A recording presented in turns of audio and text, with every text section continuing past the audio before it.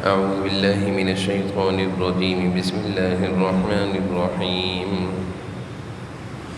فاستقم كما أمرت ومن تاب معك ولا تطغوا إنه بما تعملون بصير.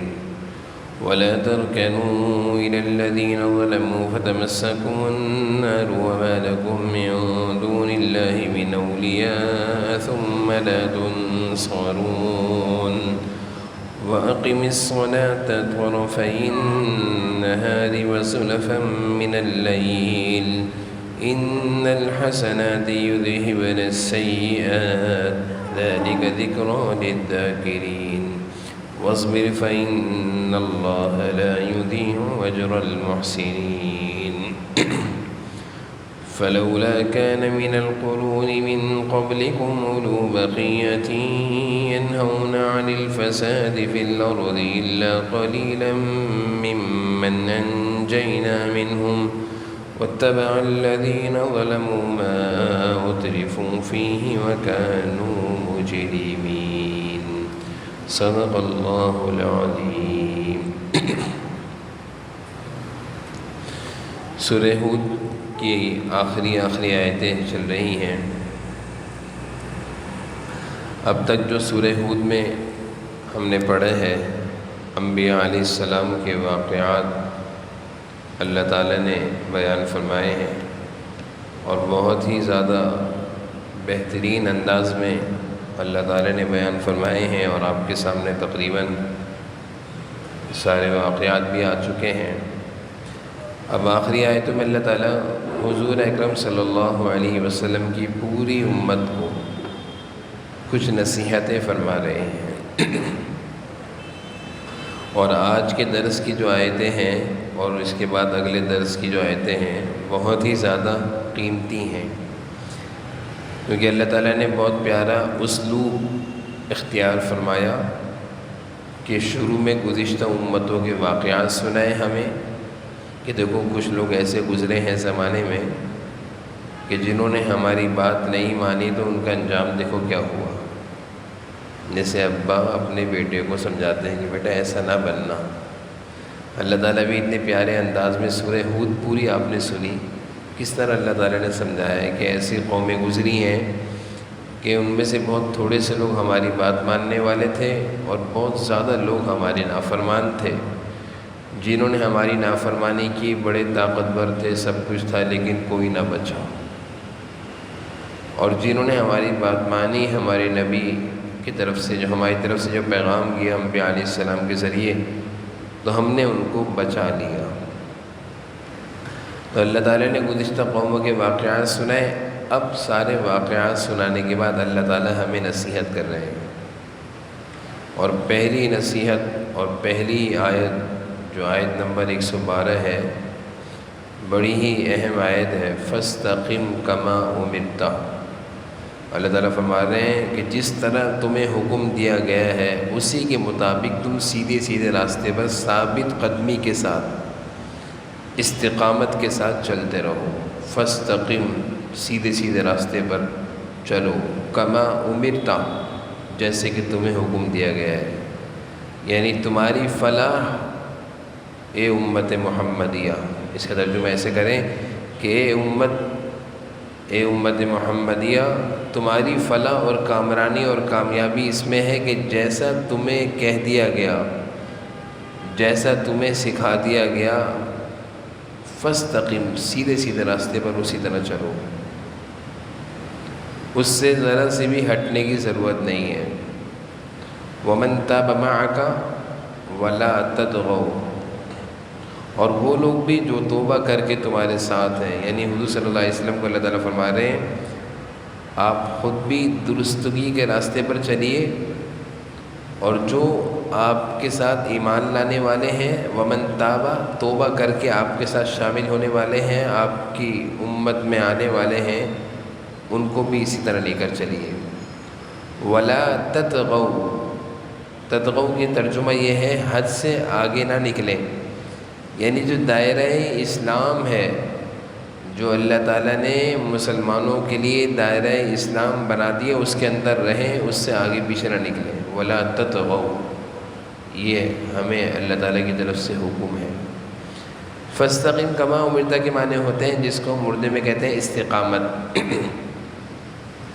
استقامت کہتے ہیں کہ جن چیزوں کے اللہ نے کرنے کا حکم دیا ہے ان کو پابندی کے ساتھ کرنا۔ جن چیزوں کے کرنے کا حکم ہے، شریعت کا حکم ہے، اللہ کا حکم ہے، رسول اللہ صلی اللہ علیہ وسلم کا طریقہ ہے، ان کو اہتمام کے ساتھ کرنا، اس کو کہتے ہیں استقامت۔ ولا تطغوا، اور جن چیزوں سے اللہ نے روک دیا ہے ان سے اپنے آپ کو بچانا، یعنی دائرہ اسلام سے باہر نہیں نکلنا، دائرہ اسلام میں رہنا ہے۔ اس آیت نمبر 112 میں یہ پہلی نصیحت ہے اور یہ بڑی جامع نصیحت ہے۔ ایک صحابی حضور صلی اللہ علیہ وسلم کی خدمت میں حاضر ہوئے، عرض کیا کہ اللہ کے رسول مجھے نصیحت فرمائیے۔ آپ نے فرمایا آمنت باللہ ثم استقم، اب ایمان لے آؤ اس کے بعد جم جاؤ، ڈٹ جاؤ۔ ایمان لے آؤ اللہ پر، اس کے بعد جم جاؤ، ڈٹ جاؤ، یعنی اس کے مطابق زندگی گزارتے رہو، بس اسی میں فلاح ہے۔ ایمان والے کی فلاح کس میں ہے؟ اللہ تعالیٰ نے جو راستہ میں دکھا دیا ہے اس کو اختیار کر لیا کلمے کے ذریعے سے، اب اس میں ڈٹ جاؤ، جم جاؤ، اسی میں چلتے رہو، بس اسی میں فلاح ہے۔ حضرت عبداللہ بن عباس فرماتے ہیں کہ حضور صلی اللہ علیہ وسلم نے یہ جو فرمایا کہ مجھے سورہ ہود نے بوڑھا کر دیا، وہ اسی آیت نے بوڑھا کیا ہے۔ حضرت عبداللہ بن عباس فرماتے ہیں یہ اتنی اہم اور اتنی قیمتی آیت ہے کہ حضور صلی اللہ علیہ وسلم کو سب سے زیادہ اس آیت پر عمل کی فکر رہتی تھی کہ اللہ فرما رہے ہیں جس راستے کو تمہیں دکھا دیا گیا ہے اس راستے پر آ جاؤ، جم جاؤ، ڈٹ جاؤ، ہٹنے کی ضرورت نہیں ہے۔ یہ اتنی اہم آیت ہے کہ عبداللہ بن عباس فرما رہے ہیں کہ اسی آیت کی فکر نے حضور اکرم صلی اللہ علیہ وسلم کو بوڑھا کر دیا۔ آمنت باللہ ثم استقم، تو استقامت ہر چیز سے بڑھ کر ہے۔ بزرگوں کا مقولہ ہے الاستقامت فوق الکرامہ، ساری کرامتوں سے، بزرگوں سے جو کرامتیں ظاہر ہوتی ہیں نا، ساری کرامتوں سے بڑھ کر سب سے بڑی کرامت کیا ہے؟ استقامت ہے، کہ ایک آدمی کسی نیک کام پر لگا تو لگا ہی رہا مرتے دم تک، ایک آدمی کسی خیر کے کام پر چلا تو چلتا ہی رہا مرتے دم تک، ایک آدمی نے کوئی اچھائی کا راستہ اختیار کیا تو چلتا ہی رہا۔ یہ نہیں کہ ایک دن نماز پڑھی جذبے اور جوش میں، دوسری دن غائب۔ یہ نہیں کہ ایک دن جوش چڑھا تو قرآن کی تلاوت بھی ہو رہی ہے، تفسیر بھی ہو رہی ہے، دوسرے دن غائب۔ یہ نہیں کہ ایک موقع پر تو اللہ کو راضی کر لیا، دوسرے موقع پر اللہ کو ناراض کر دیا، نہیں۔ استقامت یہ ہے کہ ایمان والا جب اس کو اللہ کی مرضی کے کام معلوم چل گئے اس پر ڈٹ جائے، جم جائے، چلتا رہے، یہ استقامت ہے۔ تو بہت ساری کرامتوں سے بڑھ کر استقامت ہے، اللہ کی مرضی والے کاموں پر جم جانا، ڈٹ جانا۔ ولا تطغوا انہ بما تعملون بصیر۔ اگلی آیت اور زیادہ اللہ تعالیٰ کی طرف سے ہمیں نصیحت ہے، بہت بڑی نصیحت ہے۔ اللہ تعالیٰ اگلی آیت میں فرما رہے ہیں وَلَا تَرْكَنُوا إِلَى الَّذِينَ ظَلَمُوا فَتَمَسَّكُمُ النَّارُ وَمَا لَكُم مِّن دُونِ اللَّهِ مِنْ أَوْلِيَاءَ۔ بہت ہی زیادہ اہم آیت ہے۔ اللہ تعالیٰ فرما رہے ہیں ان ظالم لوگوں کی طرف ذرا بھی نہ جھکنا، ان ظالم لوگوں کی طرف اے مسلمانوں ذرا بھی نہ جھکنا جو اپنی بدعمالیوں کی وجہ سے جہنم کے مستحق ہیں۔ فتمسکم النار، ان کو آگ لگے گی، آگ چھوئے گی۔ اگر تم ان کی طرف جھکے، ان سے دوستیاں لگائیں تو تمہارا کوئی یار و مددگار نہیں ہوگا۔ اس آیت میں اللہ تعالیٰ نے بہت بڑی نصیحت کی کہ ایسے لوگوں کے ساتھ بیٹھنا، ایسے لوگوں کی صحبتیں اختیار کرنا، ایسے لوگوں کے ساتھ دوستیاں لگانا، ایسے لوگوں کے ساتھ گیدرنگ جمانا، ایسے لوگوں کی باتیں سننا کہ جن کے اعمال خراب ہیں، جن کی زبانیں خراب ہیں، جن کے بول اسلام کے خلاف ہیں، دین کے دشمن ہیں، علماء کے دشمن ہیں، ایسے لوگوں کی دوستی سے اللہ تعالیٰ منع فرما گیا۔ ان کی طرف ولا ترکنو کہتے ہیں مائل بھی نہ ہونا۔ ترکنو یہ عربی کا ایسا لفظ ہے، اس کی معنی ہے ان کی طرف مائل بھی نہ ہونا، ان کے ساتھ بیٹھنا یہ تو بہت دور کی بات ہے، ان کی طرف مائل بھی نہ ہو۔ سب سے زیادہ انسان کو بگاڑنے والی چیز اس کی دوستی، اس کی صحبت ہوتی ہے کہ کس کے ساتھ رہتا ہے، کس کے ساتھ بیٹھتا ہے۔ سب سے زیادہ اللہ تعالیٰ نے ایک جگہ نہیں کئی جگہوں پر فرمایا، ابھی موقع نہیں ہے، نہیں تو میں وہ ساری آیتیں آپ کو سناتا کہ اللہ تعالیٰ نے ہر جگہ پر اپنے بندوں کو یہی نصیحت کی ہے کہ ایسے لوگوں کے ساتھ دوستی مت لگاؤ۔ ایک جگہ فرمایا الخلاء یومئذ بعضهم لبعض عدو الا المتقین، جتنی دوستیاں ہیں نا دنیا میں، یہ ساری دوستیاں کل قیامت کے دن دشمنیوں میں تبدیل ہو جائیں گی۔ ساری دوستیاں کل قیامت کے دن دشمنیوں میں تبدیل ہو جائیں گی، صرف ایک دوست کی دوستی باقی رہے گی، الا المتقین۔ نیکی کی بنیاد پر، تقوی کی بنیاد پر جو دوستیاں ہیں وہ رہیں گی۔ حضرت حسن بصری رحمۃ اللہ علیہ ان دونوں آیتوں کے بارے میں فرماتے ہیں کہ پورا دین 2 لا کے درمیان ہے، لا نہیں۔ حضرت حسن بصری فرماتے ہیں کہ پورا دین اللہ تعالیٰ نے 2 لا کے درمیان جمع کر دیا۔ لا معنی نہیں، پہلی لا کیا ہے؟ ولا تطغوا، حد سے مت گزرنا، جیسا راستہ ہم نے دیا ہے اسی کے درمیان رہو۔ فاستقیم کما امرت ومن تاب معک ولا تطغوا، جو ہم نے راستہ دکھا دیا اس پر جم کر چلو۔ ولا تطغوا، آگے نکلنے کی ضرورت نہیں ہے، نہ پیچھے رہنے کی ضرورت ہے، نہ آگے نکلنے کی ضرورت ہے نہ پیچھے رہنے کی۔ ایک تو حسن بصری فرماتے ہیں اس لا، پہلی لا، اور دوسری لا کیا ہے؟ ولا ترکنوا الی الذین ظلموا، ان لوگوں کی طرف مائل بنا ہو جو ظالم ہیں، جو دین کے دشمن ہیں۔ ہمیں بہت اچھے لگتے ہیں، ہمارے بہت سارے لوگ کیا کہتے ہیں؟ وہ بڑا اچھا آدمی ہے، وہ دین کا دشمن ہے، وہ حضور صلی اللہ علیہ وسلم کو دشمن ہے، ہمیں اچھا لگتا ہے۔ کل قیامت کے دن ہم اللہ کو کیا جواب دیں گے؟ دیندار لوگ اچھے نہیں لگتے، علماء اچھے نہیں لگتے، بزرگان دین اچھے نہیں لگتے، اپنے ماں باپ اچھے نہیں لگتے، بگڑی ہوئی دوست اچھے لگتے ہیں؟ جو دین کے دشمن ہیں، جو والدین کی نافرمانی سکھاتے ہیں، جو نماز سے روکتے ہیں، جو عبادت سے روکتے ہیں، وہ اچھے لگتے ہیں ہمیں۔ تو ولا ترکنوا، اللہ فرما رہے ہیں ایسے ظالموں کی طرف مائل بھی نہ ہونا، اگر مائل ہوئے تو تم بھی جہنم کی آگ میں جلو گے، تم بھی جہنم کی آگ میں جلو گے۔ تو حضرت حسن بصری فرماتے ہیں 2 لا نے پورے دین کو جمع کر دیا۔ لا تطغوا، جو راستہ اللہ نے دکھایا ہے اس سے آگے مت نکلو۔ لا ترکنوا، جو اللہ کے دشمن ہیں ان کی طرف مائل بھی نہیں ہونا۔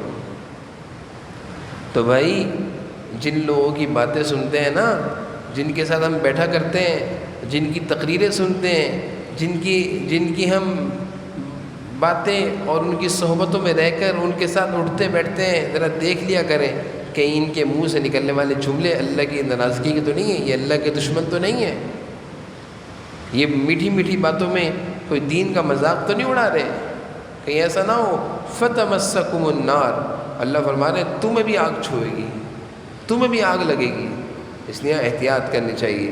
تو آیت نمبر 113 یہ اور زیادہ اللہ کی طرف سے ہمارے لیے بہت بڑی نصیحت ہے۔ آیت نمبر 114 میں اللہ تعالیٰ بہت ہی پیاری نصیحت ارشاد فرما رہے ہیں، وَأَقِمِ الصَّلَاةَ، نماز کی پابندی کرو، طرفَيِ النَّهَارِ، دن کے اول حصے میں بھی آخر حصے میں بھی۔ طرفَيِ النَّهَارِ سے مراد دن کے اول اور آخری حصے میں مراد اس سے یہ ہے کہ فجر کی نماز، اور آخری حصے میں کون سی نماز ہوتی ہے؟ دن ختم کا ہوتا ہے، نہیں، عصر اور مغرب دن کے آخری حصے میں ہوتی ہے۔ تو اس سے مراد اقیم الصلاۃ طرفی النہار میں 2 نمازیں ہیں، فجر اور عصر، دن کے شروع میں فجر، دن کے اختتام پر عصر۔ وَزُلَفًا مِّنَ اللَّيْلِ، اور رات کے حصے میں، اس سے مراد 2 نمازیں، مغرب اور عشاء، 4 نمازیں ہو گئیں۔ اور 15ویں سپارے کی ایک آیت ہے جس میں آتا ہے اقیم الصلاۃ لدلوک الشمس، لدلوک الشمس یعنی سورج جب ڈھل رہا ہو تو نماز پڑھو۔ اس میں کون سی آ گئی؟ ظہر۔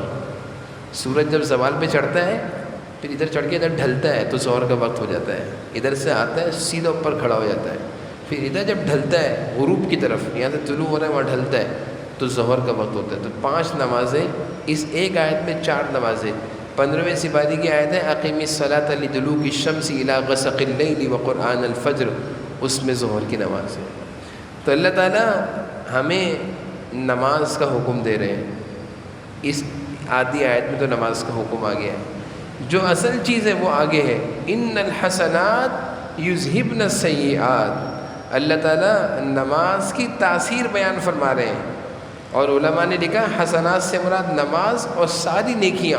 کیا فائدہ دیں گی؟ ساری نیکیاں اور نماز برائیوں کو مٹا دیں گی، برائیوں کو مٹا دیں گی۔ نماز جب انسان پڑھتا ہے، حدیث ہے نا کہ ایک نماز سے دوسری نماز کے درمیان کے گناہ معاف، ایک نماز سے دوسری نماز تک کے گناہ معاف، ایک رمضان کے روزوں سے دوسرے رمضان کے درمیان کے گناہ معاف۔ تو درمیان کا جو حصہ ہے اللہ تعالیٰ اس میں جو ہم سے چھوٹے موٹے گناہ ہو جاتے ہیں نماز کی برکت سے معاف فرما دیتے ہیں، لیکن کبیرہ گناہ وہ توبہ سے ہی معاف ہوتے ہیں۔ کسی کا مال دبا لیا تو بھائی وہ نماز سے معاف تھوڑی ہوگا، کسی کے مال کو چوری کری تو وہ نماز سے تھوڑی، وہ تو واپس کرنے سے معاف ہوگی، کسی کو اذیت دی ہے، مارا پیٹا ہے تو وہ تو معافی مانگنے سے معاف ہوگا، والدین کو ستایا ہے تو وہ تو معافی مانگنے سے معاف ہوگا۔ تو وہ ہے کبیرہ گناہ۔ کون سے گناہ؟ جھوٹ بول دیا یا بے خیالی میں کوئی غلط کام ہو گیا، تو چھوٹے موٹے ایسے انسان سے بہت ساری غلطیاں ہوتی ہیں، ایک نماز کے بعد دوسری نماز اس غلطیوں کو معاف کرا دیتی ہے۔ اللہ تعالیٰ فرما رہے ہیں ان الحسنات یذہبن السیئات، کہ بے شک نیکیاں یذہبن السیئات برائیوں کو لے جاتی ہے، مٹا دیتی ہیں۔ تو نماز کی تاثیر معلوم چل رہی ہے، اور نماز کے ساتھ ساتھ ساری نیکیوں کی تاثیر، صدقہ ہے، خیرات ہے، روزہ ہے، اس کے علاوہ اور بھی جتنے نیکی کے کام ہیں، قرآن کی تلاوت ہے، نفل نمازیں ہیں، کسی کے ساتھ اچھائی کرنا ہے، بھلائی کرنا ہے، صدقہ کرنا ہے، اور کسی کی مدد کرنا ہے، یہ ساری نیکیاں انسان سے برائیوں کو مٹا دیتی ہیں۔ کتنی پیاری آیت ہے، ان الحسنات یذہبن السیئات، نیکیاں برائیوں کو ختم کر دیتی ہے۔ پھر آگے فرما رہے ہیں اللہ تعالیٰ ذالک ذکریٰ للذاکرین، یہ جو ساری نصیحتیں میں کر رہا ہوں نا، یہ ان لوگوں کو کر رہا ہوں جو نصیحت ماننے کے لیے بیٹھے ہوئے ہیں۔ اللہ تعالیٰ فرما رہے ہیں جو نصیحت ماننے والے ہیں ان کے لیے نصیحتیں ہیں، جو مانے نا ان کو کیا فائدہ دے گی۔ تو اللہ تعالیٰ نے اب تک 3 نصیحتیں ہو گئی ہیں۔ پہلی نصیحت فاستقم کما امرت، میں نے عرض کیا تھا نا کہ آخری آیتوں میں اللہ تعالیٰ امت محمدیہ کو نصیحت کر رہے ہیں، اس لیے آج کا درس بڑا قیمتی ہے۔ فاستقم میں پہلی نصیحت، ولا تطغوا دوسری نصیحت، ولا ترکنوا تیسری نصیحت، واقم الصلاۃ چوتھی نصیحت، ان الحسنات یذہبن السیئات پانچویں نصیحت۔ اور آگے اللہ فرما رہے ہیں آخری میں وَاصْبِرْ، صبر سے کام لو۔ کبھی کبھی ایسا ہوگا کہ نیکی کرنے کا دل چاہ رہا ہوگا، لیکن نیکی سامنے ہوگی دل نہیں چاہ رہا ہوگا، فجر کا وقت ہو جائے گا ہمت نہیں ہوگی، تو اللہ فرما رہے ہیں ہمت سے صبر سے کام لو، کسی نیکی کے کام کو چھوڑو نہیں، کسی نیکی کے کام کو چھوڑو نہیں۔ پھر فرمایا وَاصْبِرْ، صبر سے کام لو۔ کبھی ایسا ہوگا تمہارے سامنے کوئی گناہ آ جائے گا، گناہ، اس گناہ سے بچنے کے لیے تمہیں ہمت استعمال کرنی پڑے گی، ہمت۔ تو اللہ فرما رہے ہیں وَاصْبِرْ، صبر سے کام لو، اس گناہ سے اپنے آپ کو بچاؤ۔ تو وَاصْبِرْ لا کر اللہ تعالیٰ نے ہمیں بہت زیادہ قیمتی، یعنی ان ساری نصیحتوں پر عمل کرنے کا اللہ نے ایک ضابطہ دے دیا کہ نیکی کرتے ہوئے ہمت سے کام لینا، گناہ سے بچتے ہوئے ہمت سے کام لینا۔ ہم صبر یہ سمجھتے ہیں کہ کوئی تکلیف آ جائے اس تکلیف پر خاموشی اختیار کر لینا، برداشت کر لینا، یہ صبر ہے، یہ بھی صبر ہے، لیکن اعلیٰ درجے کا صبر کیا ہے؟ قرآن بتا رہا ہے اعلیٰ درجے کا صبر یہ ہے کہ نیکی کا موقع آئے لیکن ہمت نہیں ہو رہی، ہمت کر کے نیکی کرنا، یہ بھی صبر ہے۔ گناہ کرنے کو دل چاہ رہا ہے لیکن اللہ کا حکم ہے نہیں کرنا، گناہ سے رک جانا، یہ بھی صبر ہے۔ وَاصْبِرْ فَإِنَّ اللَّهَ لَا يُضِيعُ أَجْرَ الْمُحْسِنِينَ۔ اب ان آیتوں کا ترجمہ دیکھیے گا۔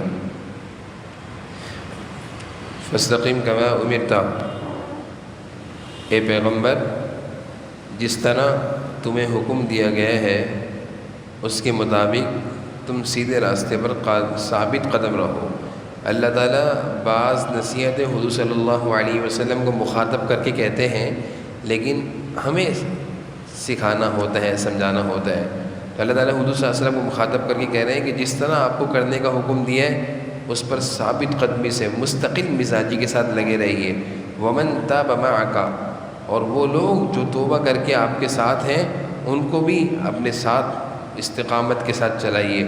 وَلَا تَطْغَوْا، اور حد سے آگے نہ نکلیے. ولا تطغوا کا مفہوم سمجھ گئے نا، حد سے آگے نہ نکلیے.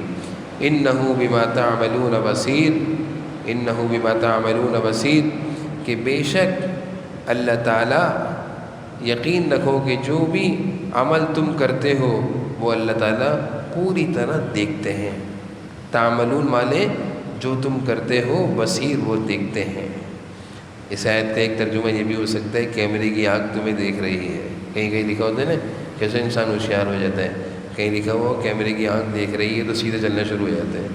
تو اللہ تعالیٰ تو جگہ جگہ قرآن میں فرما رہے ہیں انہ بما تعملون بصیر، جو تم کرتے ہو ہم دیکھتے ہیں. آگے دیکھیے گا، دوستیوں میں احتیاط کرو، بیٹھک میں احتیاط کرو. ولا ترکنوا الی الذین ظلموا، اللہ فرما رہے ہیں او مسلمانوں ان ظالم لوگوں کی طرف ذرا بھی نہ جھکنا، ان ظالم لوگوں کی طرف ذرا بھی مائل نہ ہونا.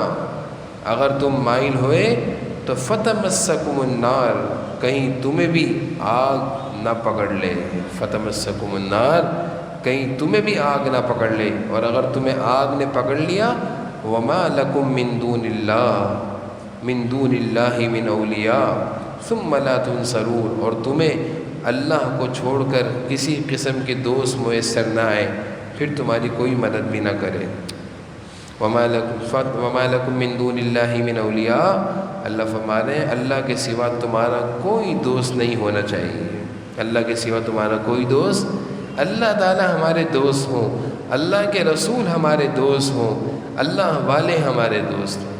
اللہ تعالیٰ ہمارے دوست ہوں، اللہ کے رسول صلی اللہ علیہ وسلم ہمارے دوست ہوں، ہمارے آئیڈیل ہوں، ہمارے محبوب ہوں، اور اللہ اور اس کے رسول سے جو لوگ محبت کرتے ہیں وہی ہمارے دوست ہوں بس. وما لکم من دون اللہ من اولیاء، سنیے ذرا اللہ کیا فرما رہے ہیں کہ تمہیں اللہ کو چھوڑ کر کسی قسم کی دوستیاں لگانے کی ضرورت نہیں ہے. وما لکم، تمہارا نہیں ہونا چاہیے، من دون اللہ، اللہ کے سوا، من اولیاء، کوئی دوست. اولیاء کہتے ہیں دوست. میں اس کا الگ الگ ترجمہ کرتا ہوں. وما لکم، تمہارے لیے کوئی نہیں ہونا چاہیے، من دون اللہ، اللہ کے سوا، من اولیاء، کوئی دوست. ثم لا تنصرون، پھر تمہاری کوئی بھی مدد نہیں کرے گا. اگر تم نے کسی اور کو دوست بنایا اور وہ ایسا دوست ہوا کہ جس نے تمہیں جہنم تک پہنچا دیا تو کوئی تمہاری مدد نہیں کرے گا. اب نماز والی آیت، وَأَقِمِ الصَّلَاةَ، نماز کو پابندی سے پڑھو. اقیم الصلاۃ کہتے ہیں نماز کو اقیم یعنی قائم کرو، مراد پابندی سے پڑھو. کب کب پڑھنی ہے؟ طرفی النہار، دن کے دونوں حصوں میں. طرفہ کہتے ہیں حصے، طرفہ مانے دونوں حصے میں، دن کے دونوں حصے میں. وَزُلْفًا مِّنَ اللَّيْلِ، اور رات کے حصے میں بھی نماز قائم کرو. میں نے بتا دیا کون کون سی نمازیں اس میں آ گئی ہیں. آگے نماز کی اللہ تعالیٰ اور سارے نیک کاموں کے فائدہ بتا رہے ہیں. ان الحسنات، بے شک نیکیاں، یذہبن السیئات، برائیوں کو مٹا دیتی ہیں. نیکی میں اللہ نے یہ تاثیر رکھی ہے، جیسے پانی میں اللہ نے یہ تاثیر رکھی ہے کہ کبھی کبھی آگ کو بجھا دیتا ہے، کبھی کبھی نہیں بھی بجھتی، کبھی کبھی نہیں بجھتی. لیکن پانی میں یہ تاثیر ضرور ہے کہ کپڑے پر اگر میل ہے تو پانی سے صاف ہو جائے گا، جسم پر اگر میل ہے پانی سے صاف ہو جائے گا. اسی طرح اللہ تعالیٰ نے نیکیوں میں، نمازوں میں، روزوں میں، تلاوت میں، قرآن میں، صدقے اور خیرات میں یہ تاثیر رکھی ہے کہ اگر ہمارے جسم پر کوئی گناہ کا میل ہے، نامہ اعمال میں کوئی گناہ ہے، اللہ تعالیٰ اس سے مٹا دیں گے. ذالک ذکری للذاکرین، اللہ فرما رہے ہیں یہ نصیحت ہے ان لوگوں کے لیے جو نصیحت ماننے کے لیے بیٹھے ہیں. آخر میں اللہ فرمایا وَاصْبِرْ، صبر سے کام لو، مستقل مزاجی سے کام لو، ہمت سے کام لو. وَاصْبِرْ، صبر سے کام لو. فَإِنَّ اللَّهَ لَا يُضِيعُ أَجْرَ الْمُحْسِنِينَ، بے شک اللہ تعالیٰ نیکی کرنے والوں کے اجر کو ضائع نہیں کرتا. لا یضیع، ضائع نہیں کرتا اجر محنت کو. محسنین، نیک لوگ، نیکی کرنے والوں کی محنت کو، اجر کو اللہ تعالیٰ ضائع نہیں کرتا، بلکہ اللہ تعالیٰ تو بڑے قدردان ہیں. نیک بندوں کی نیکیوں کی اللہ تعالیٰ بڑی قدر کرتے ہیں. اللہ تعالیٰ ہم سب کو سمجھنے کی عمل کی توفیق نصیب فرمائے.